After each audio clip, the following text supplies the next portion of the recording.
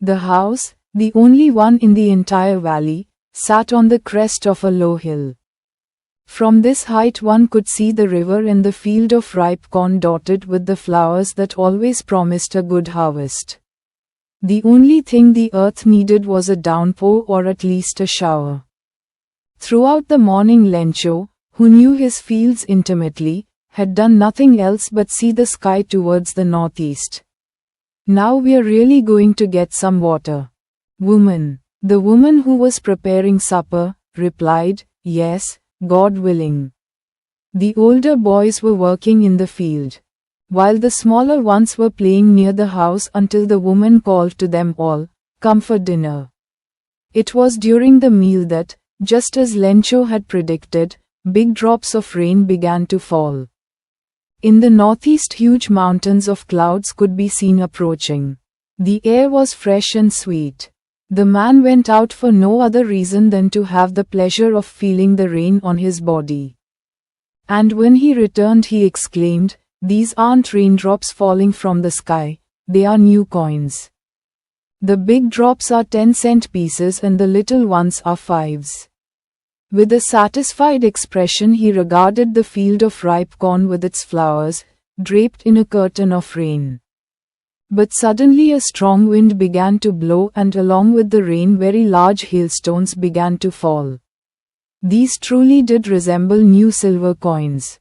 The boys, exposing themselves to the rain, ran out to collect the frozen pearls. It's really getting bad now, exclaimed the man. I hope it passes quickly. It did not pass quickly. For an hour the hail rained on the house, the garden, the hillside, the cornfield, on the whole valley. The field was white, as if covered with salt. Not a leaf remained on the trees. The corn was totally destroyed. The flowers were gone from the plants. Lencho's soul was filled with sadness. When the storm had passed, he stood in the middle of the field and said to his sons, a plague of locusts would have left more than this. The hail has left nothing. This year we will have no corn. That night was a sorrowful one. All our work, for nothing. There's no one who can help us. We'll all go hungry this year. But in the hearts of all who lived in that solitary house in the middle of the valley, there was a single hope. Help from God. Don't be so upset, even though this seems like a total loss. Remember, no one dies of hunger. That's what they say, no one dies of hunger. All through the night, Lencho thought only of his one hope, the help of God, whose eyes, as he had been instructed, see everything, even what is deep in one's conscience. Lencho was an ox of a man, working like an animal in the fields, but still he knew how to write.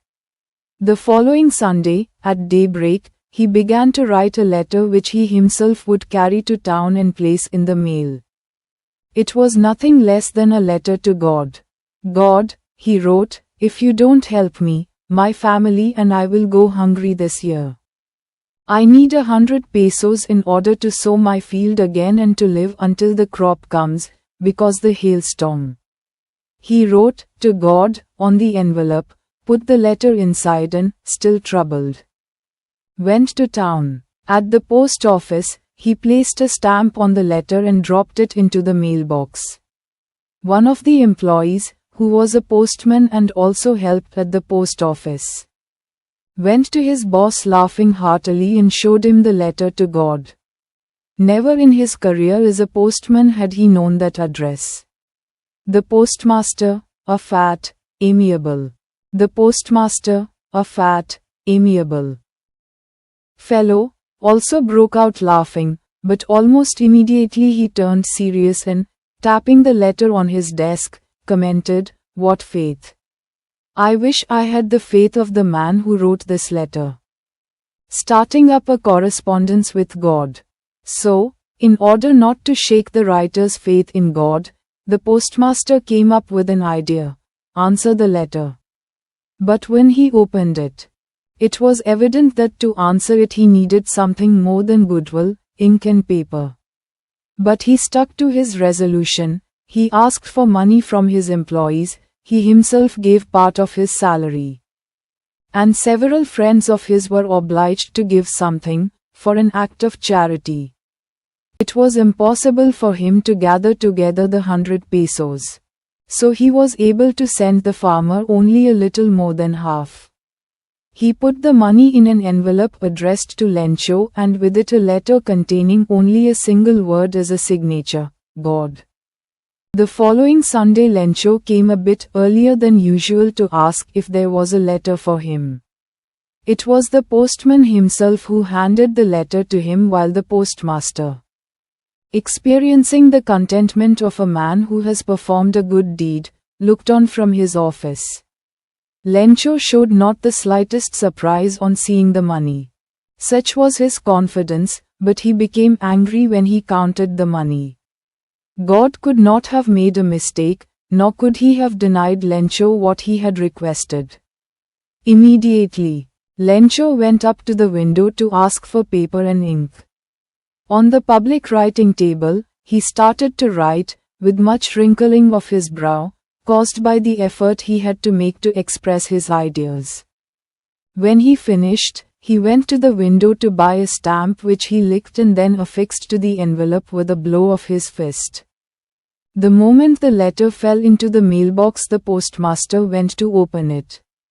It said, God, of the money that I asked for, only 70 pesos reached me. Send me the rest, since I need it very much.